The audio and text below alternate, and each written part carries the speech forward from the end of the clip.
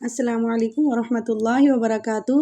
آج ہم پڑھیں گے نورانی قاعدے کا سبق نمبر 4 اور تختی نمبر 3، حروف مقطعات۔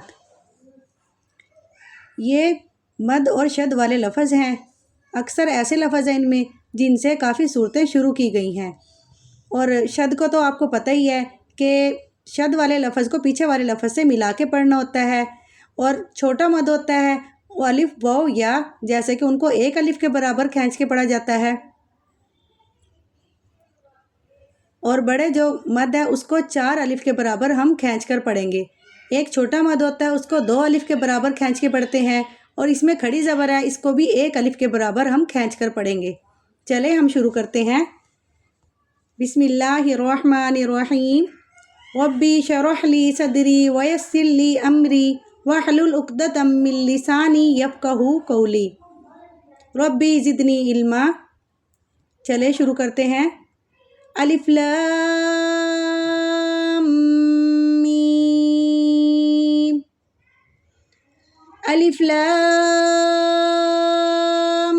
میم صاد، الف لام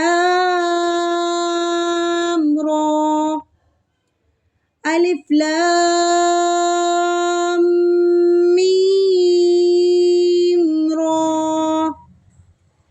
کاف ہا یا عین صاد، طہ۔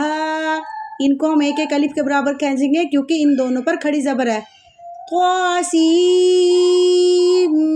میم، طاسین، یاسین، صاد، حامیم،